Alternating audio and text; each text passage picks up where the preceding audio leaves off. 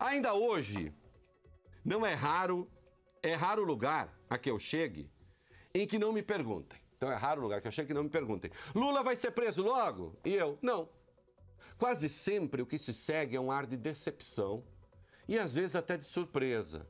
Como as pessoas sabem o que penso sobre o PT e como sou o criador de palavras como petralha e esquerdopata, confundem uma resposta objetiva, técnica, com uma torcida. Como se ao dizer não, eu estivesse expressando um contentamento, Maiara, e falasse em nome de uma militância, como se eu estivesse na rua gritando ou pertencesse a grupos na internet, não prendam Lula, não prendam Lula. Não, eu nem pertenço ao grupo do não prendam Lula e tampouco aqueles do prendam Lula. O papel do jornalismo não é esse. Hã? Eu entendo o contexto. Muita gente foi enganada pela histeria das redes sociais e por pilantras profissionais. Nós nos esquecemos de que as pessoas só devem cumprir pena, incluindo a de prisão, depois, meu caro Alexandre, do trânsito em julgado da sentença. É o que está na Constituição. Depois que não há mais recurso. Em sua última decisão a respeito, o STF passou a autorizar, não a mandar. São coisas diferentes. Esse cumprimento a partir da confirmação da condenação em segunda instância. Mas a questão será revisitada. Vamos ver no que vai dar. Atenção, para que se prenda alguém antes da condenação com trânsito em julgado, ou por hora antes da confirmação da sentença condenatória em segunda instância, é preciso que esteja dado ao menos um dos 4 motivos definidos pela lei para se prender a pessoa. Risco à ordem pública, A. B. Risco à ordem econômica, isto é, a pessoa está para cometer crime ou nessa área, numa área ou na outra. C. Risco à instrução criminal, pode mexer com provas e com testemunhas. D. Risco de não cumprimento da lei penal, isto é, fuga. Tá? Traduzindo, é preciso que a pessoa esteja cometendo crimes novos, os itens A e B, ou na iminência de fugir, o item D. O item C, que é a instrução criminal, já não conta quando a pessoa está com pena transitada de julgado, porque aí prova, testemunha, já não tem mais nenhuma importância. Certo? Certo. Assim, quando os histéricos ficavam berrando, Lula vai ser preso amanhã, cumpria perguntar como perguntei. Mas por que ele vai ser preso amanhã? Em razão de quais requisitos do artigo 312 do Código de Processo Penal? Ih, lá vem você falar de processo penal. Eu quero Lula preso, com ou sem processo penal. Então procura uma ditadura. Daqui a pouco eu vou dar pau no Lindbergh Faria, que é outro que gosta de ditadura. No caso de esquerda. Na democracia não é assim. Na democracia as pessoas só podem ser presas com um motivo. E esse motivo tem de estar presente em lei. Não é possível encarcerá-las porque nós temos a certeza de que são bandidas e fazem mal para o país. Há uma grande chance de que elas pensem o mesmo a nosso respeito, não? Não é? Porque a gente costuma pensar isso de gente que a gente não gosta ou de gente que é nossa inimiga. É muito provável que elas pensem o mesmo sobre nós. Então agora vai ser o seguinte, quem tiver no poder de turno vai prender os adversários? É assim que nós vamos funcionar? Agora, não sou eu que estou dizendo que Lula não vai ser preso amanhã. O procurador regional da República, Maurício Gotardo Gerum, afirmou não ver motivos para pedir a prisão cautelar de Lula, conforme nota divulgada pelo Ministério Público Federal. Gerum ainda lembra que, em caso de condenação, o cumprimento da pena seguirá o andamento normal da execução, vale dizer, se acontecer, será depois dos recursos. Olha que curioso, Maiara. Eu vivia dizendo não ver razões para Lula ser preso agora, e a extrema-direita babaca, burra, chucra, escoiciante, relinchante, zurrante. Ficava me xingando. Porque é gente que vive de joelhos para o Ministério Público. É gente que vive tocando flauta para o Ministério Público. E o tio Rei não se ajoelha aos pés de humanos. De nenhum. Nunca. Não há a menor chance. Hã? Agora eu quero ver essas pessoas que me atacaram irem atacar o Ministério Público. Vai lá atacar o procurador.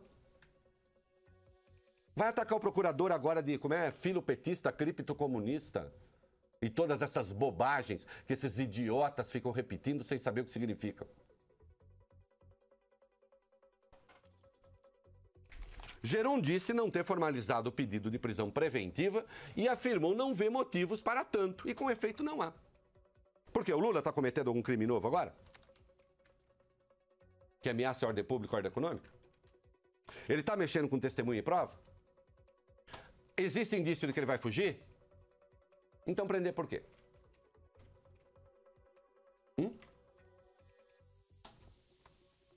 Ah, porque eu acho que ele é culpado. Então, primeiro a condenação. Com trânsito em julgado. Aí se vê se prende ou não, a depender do tempo da condenação. É em momentos assim que o antipetista fica louco da vida. Por quê? Uma das razões, é muito provável, é que ele caiu, ô Maiara, na teia do antipetismo profissional. Foi capturado pelas páginas de pilantras que ganham dinheiro anunciando a prisão de Lula. Ora, afirmar que não há motivos para a preventiva significa apenas dizer que A, Lula não está cometendo outros crimes.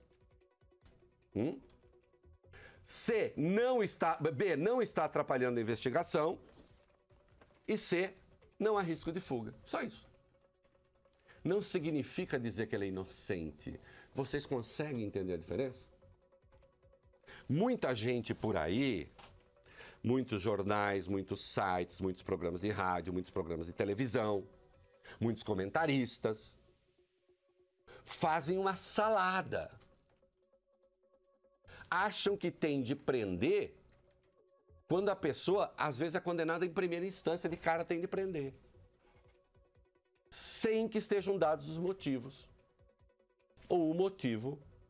E esses motivos estão presentes no artigo 312 do Código de Processo Penal. E ponto. É assim que funciona na democracia. Ocorre que nesses tempos perdeu-se toda e qualquer solenidade legal. Em boa parte a culpa é do Ministério Público Federal e de alguns juízes que escolheram o caminho da demagogia. Quando esses bravos senhores resolvem recorrer, o Alexandre, ao Twitter e ao Facebook para exercer o seu ofício, estão apenas assulando ódios e ignorando parâmetros legais. Eu acho um despropósito isso. Notem, eu sou uma pessoa privada. Eu não sou uma pessoa pública. Eu tenho empregos privados. Acontece que o meu nome está ligado à Folha de São Paulo, porque eu sou colunista da Folha de São Paulo.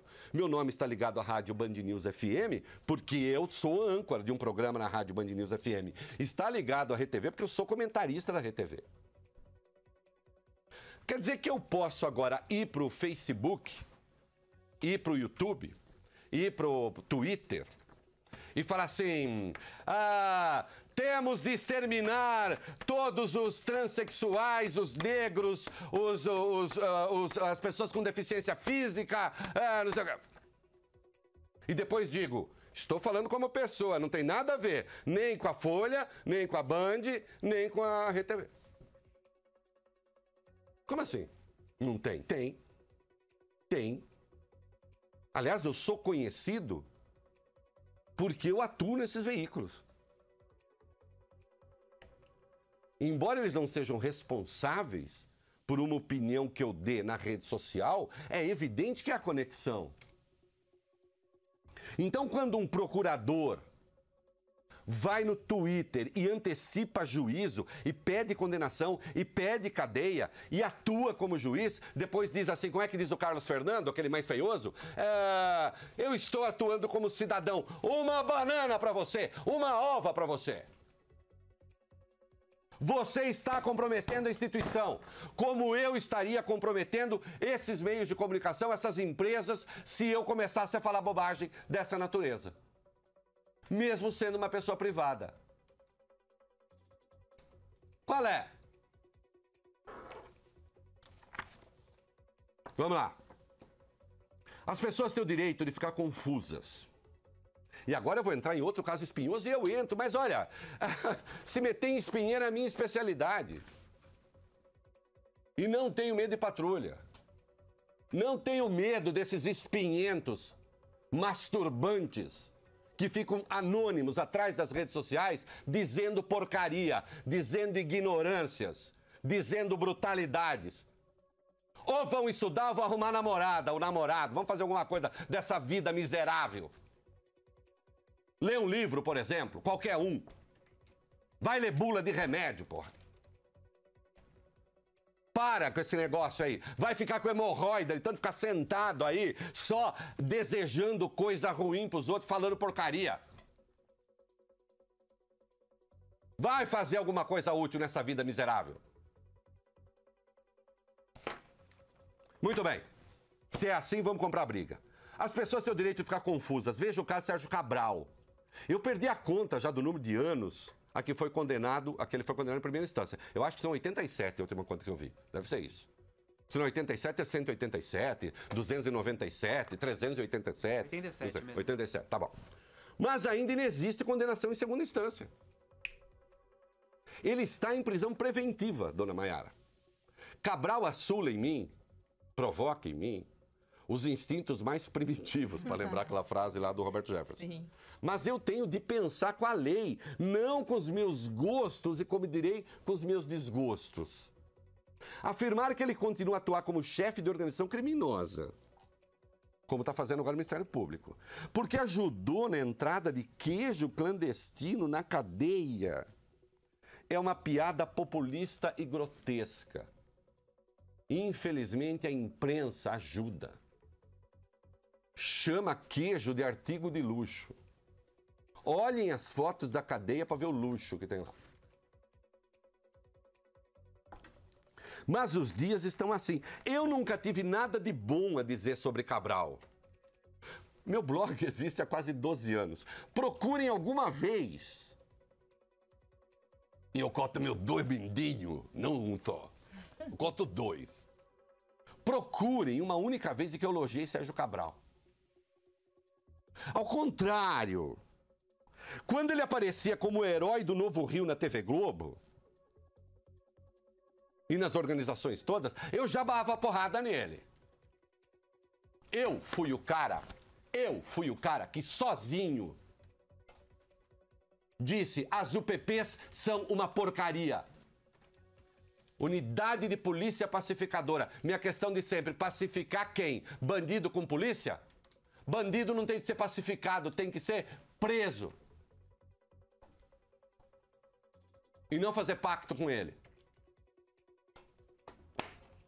Mas eu gostaria de ler ao menos um juízo objetivo explicando por que o Sérgio Cabral está em prisão preventiva.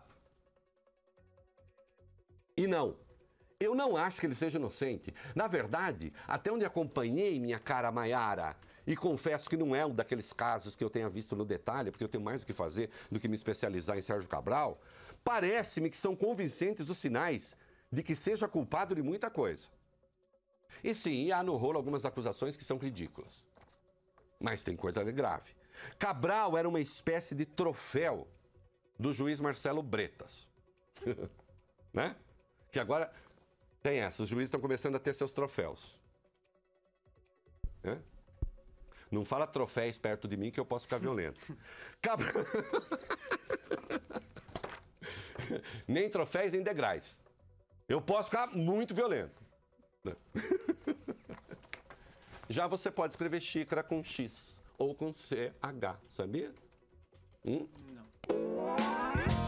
O é da coisa. Cultura. Pode escrever flecha ou frecha. Frecha também tá certo. Agora, se o cara escreve, fala frecha, mas também fala Craudo e Crodoaldo, aí provavelmente ele tá falando errado. Então, aqui. Cabral era uma espécie de troféu do juiz Marcelo Bretas. Sérgio Moro resolveu tirar uma casquinha do troféu do outro. Em razão do que tem sido apontado luxo na ala C da cadeia Frederico José Marques, em Benfica, onde ele estava, Moro determinou a sua transferência para, atenção, aspas, o sistema prisional do Estado do Paraná.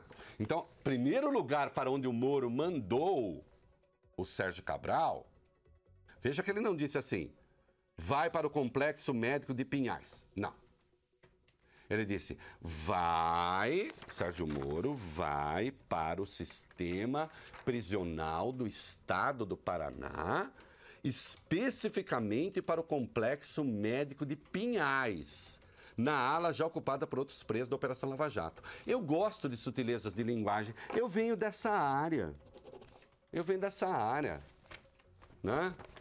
Eu fui um cara legal, os cursos de semiótica, semiologia, eu era bom nisso, bom mesmo, né? Muitos convites para continuar na área, não quis.